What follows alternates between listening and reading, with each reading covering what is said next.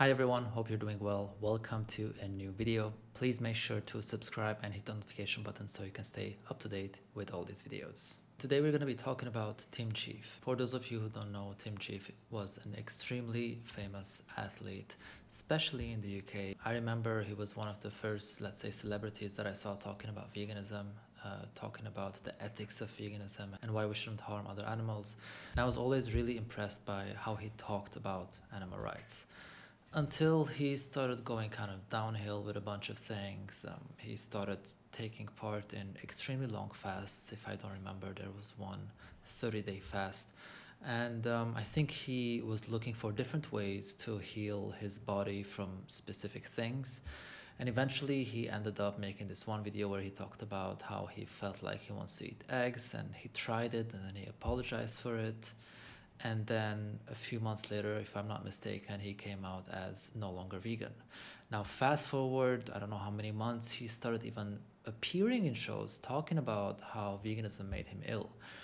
And so it did a lot of damage to how people perceived veganism and plant-based diets and how it may or may not help athletic performance. Now, it's really interesting that he made all these points given the fact that while he was winning all these championships and contests he was in, he was actually training on a plant-based diet.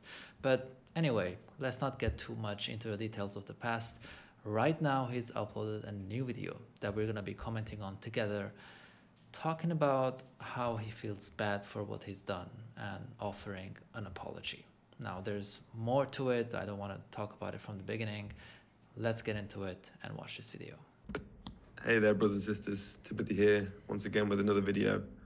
And it's another video that I am pretty anxious to make. I've thought about making this video for the best part of a year now. I've written bits down, but it's so much easier to just keep putting it off and to just put it in the background. But I think something in my soul is like giving me a nudge to, finally do something and share. I think it's time I share and update you on where I'm at and something that I wanted to say anyway. So I've wrote it in a letter form because it's easier for me to be concise, and then that way I don't just waffle on for 45 minutes, and I can give a bit more structure to it. So yeah, I'm gonna read this now. Many of you who have followed this channel for a while may know that I was vegan for some years from around 2012.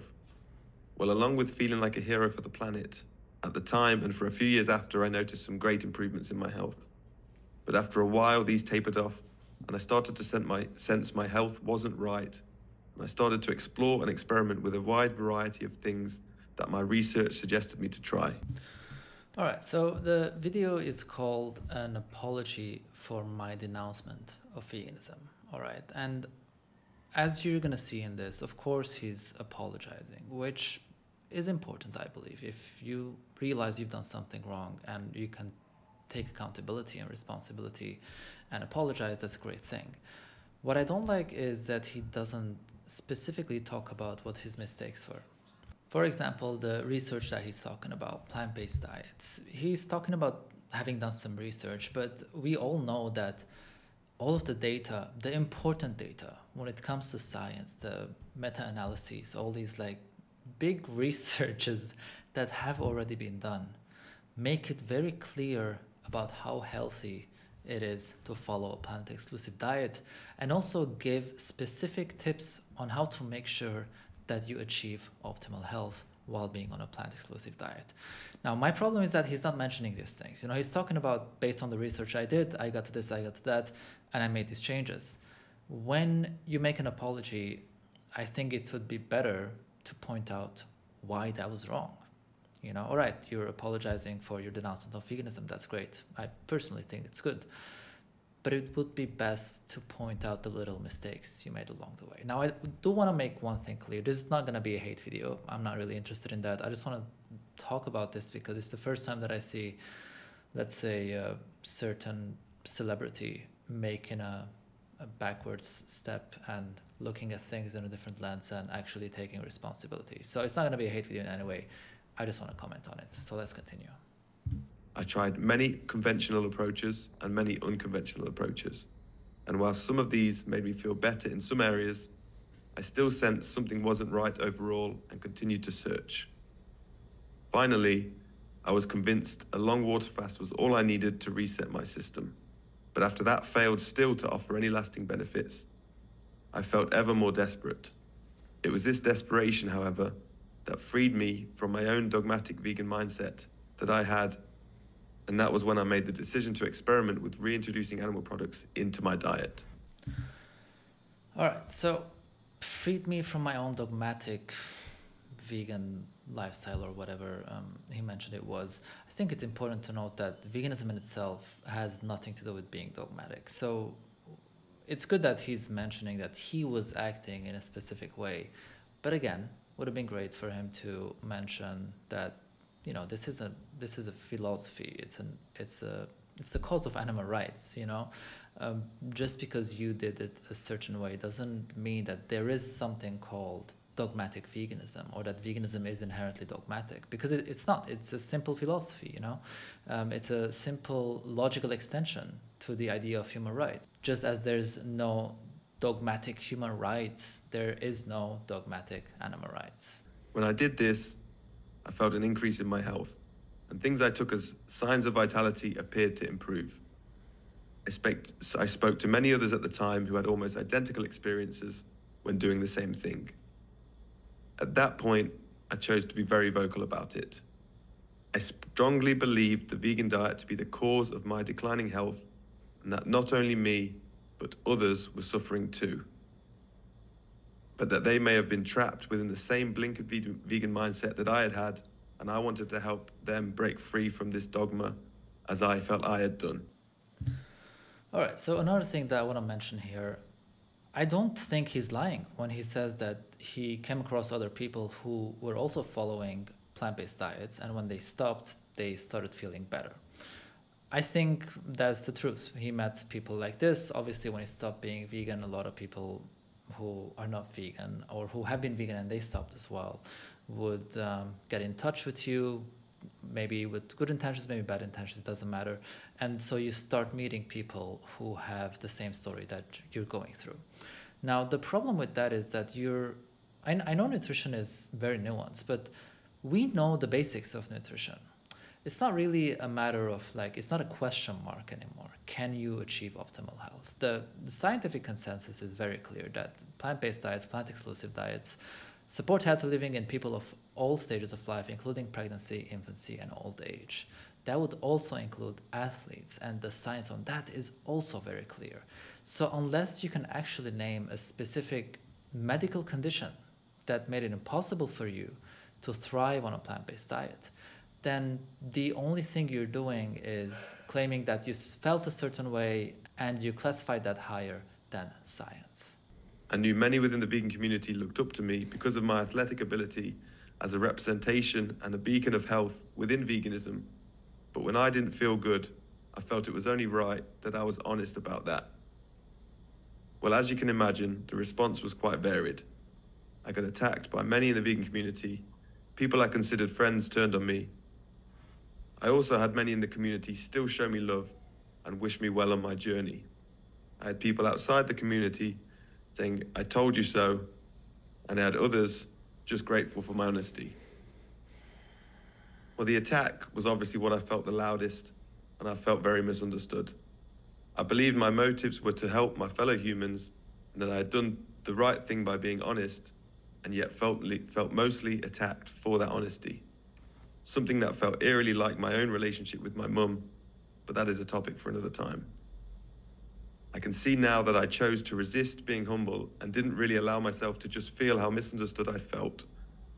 And I simply dug my heels in and continued to speak out against the diet. Well, it was shortly after that, my now friend but stranger at the time, Bex, approached me in David Lloyd's gym in Derby, who had seen how much I was searching with some of my struggles and with my diet and the backlash I had received online. She talked to me about some of my relational issues with my mother that she could feel from me, and I couldn't deny that what she felt close to some truth and that it made sense. That was when she introduced me to the teachings of divine truth. All right, so this is where I need to give you some background story or information. I have heard about this, I think I can call it cult, called Divine Truth. I believe it consists of two people, Jesus and Mary. If I'm not mistaken, they're Australian. And they believe that they are Jesus and Mary, reincarnated. I may be wrong on the details, but this is what I understood when I looked into it a couple of months ago. There's also videos of them on YouTube, interviews, and things like that. Now, I personally find it a bit stretched, let's say, but from what I saw, it doesn't seem like there's any harm being done by these people. From what I saw, again, I haven't really looked into the details, but you know, just because I don't believe in it doesn't necessarily mean that it's something that is inherently wrong. Now, the thing with Divine Truth is that these people actually practice veganism out of compassion. And that is what he's talking about, because he, based on what I saw on his channel, has joined them and has been maybe, let's say, following them or becoming a believer of this little cult. And again, when I say cult, I don't necessarily mean it in a negative way. I just don't know what else to call it, because it's definitely not like an organized religion.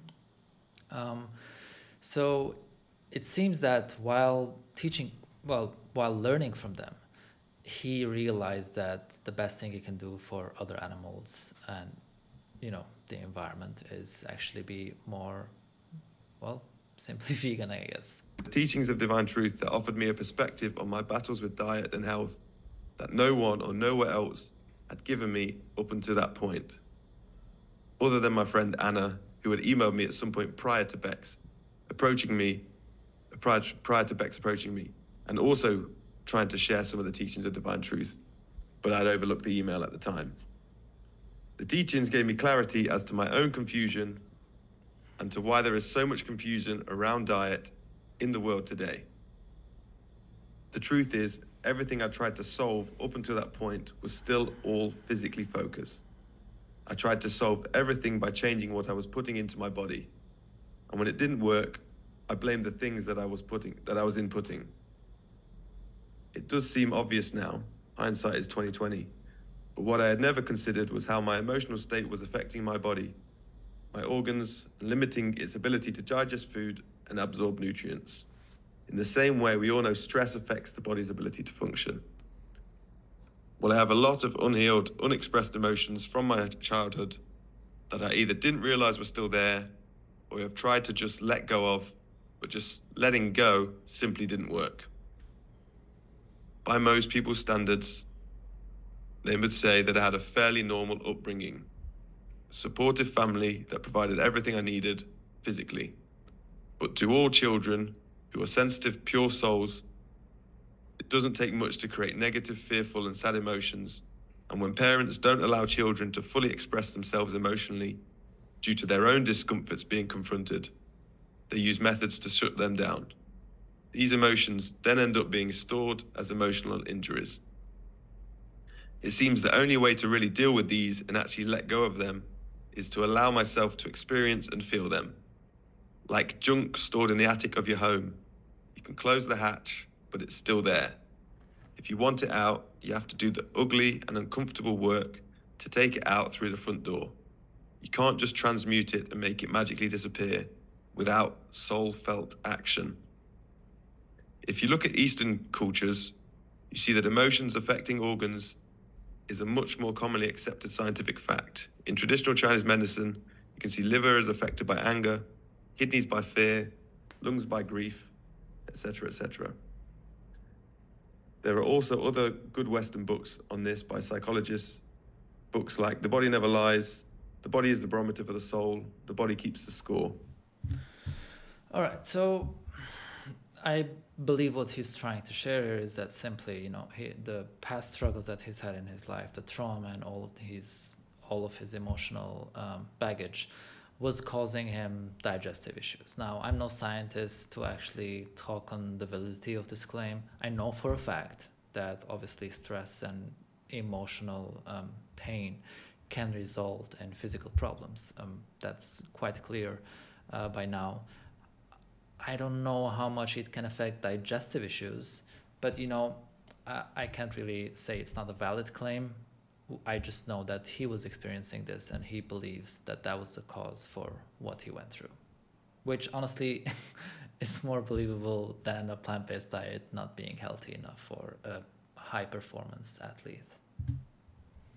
So, I have learned that my suffering was and is twofold. One, unexpressed emotions from childhood stored in my soul and manifesting in my body. Two, my choice to use addictions to continuously avoid feeling them, e.g., like using women to make me feel loved for the lack of love I felt from my mother, using food to suppress my uncomfortable emotions, using success in sporting endeavors to gain male approval for the lack of real love I felt from my dad. I'm also coming to see that there are two types of healing. One, temporary, superficial healing, where you simply stop what ails you or is highlighting the issues to you.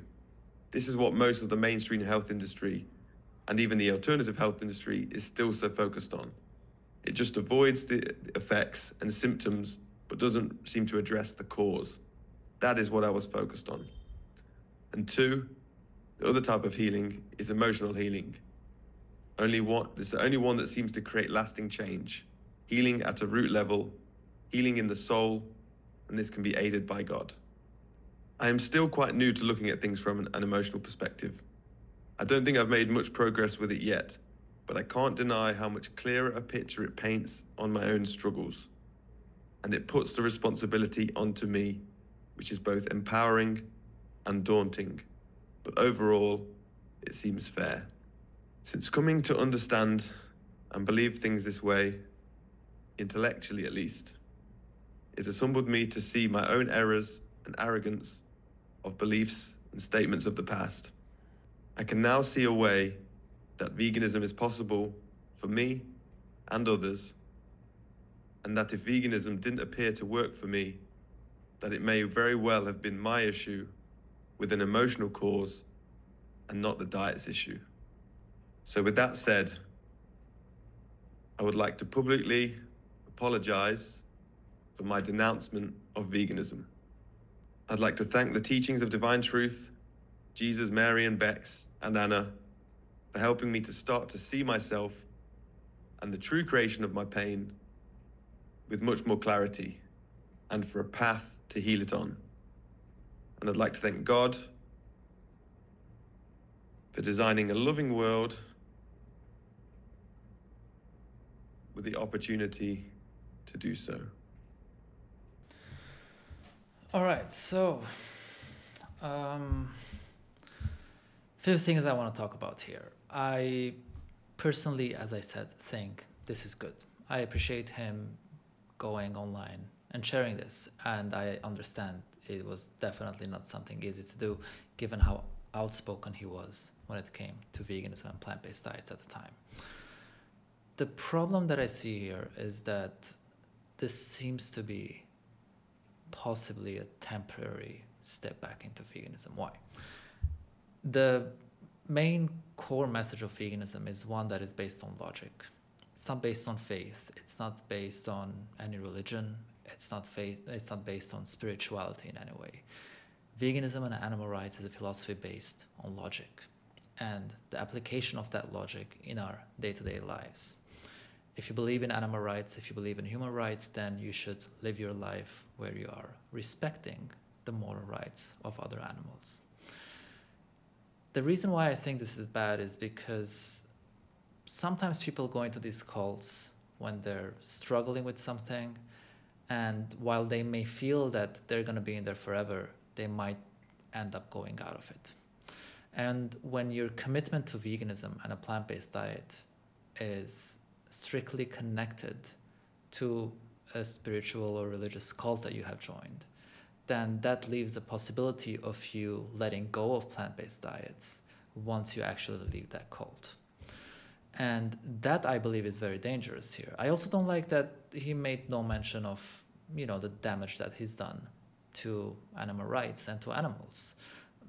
It may be because he feels way too bad for it, so he doesn't want to say it, because I can kind of see that his message and his way of being right now is quite more compassionate. So maybe he doesn't feel that he has the strength to talk about what he's done to other animals as a result of his actions and his words.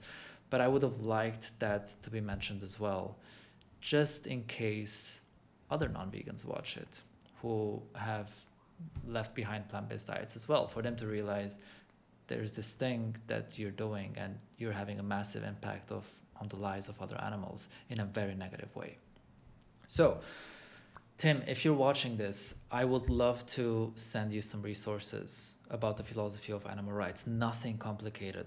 There are very simple books that talk about this for you to actually understand why animal rights and, as an extension, veganism are important. I wouldn't want you to follow a plant-based diet because of the divine truth alone, but also because you understand the logic behind animal rights.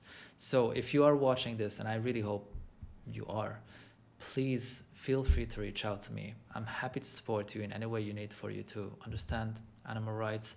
This is not something, by the way, I just want to give this very specific point here. This is not something that only Tim is guilty of. Majority of the animal rights community, I believe, is not well educated when it comes to the philosophy and logic behind animal rights. And I think that's one of the biggest weaknesses we have right now in the movement, that it grew so big so fast that the core message started to kind of get diluted. A lot of people know how to have basic conversations and like discussions from activism and things like that, or watching YouTube videos, and that's great. But the easiest way to talk about animal rights is to make the moral case for animal rights, why they should have basic moral rights, why they should have negative rights. So that being said, thank you for watching this video. I really appreciate it. If you are a friend of Tim and you can share this with him or tell him that there's someone out there who can help you out with a few things, I'm not asking for like a massive commitment to reading like 50 books about animal rights, but feel free to do that as well. Again, don't forget to subscribe and hit the notification button. If you would like to check out a free book on animal rights and logic available in 20 languages, please check out my website. You can download it there, and I'll see you in the next video.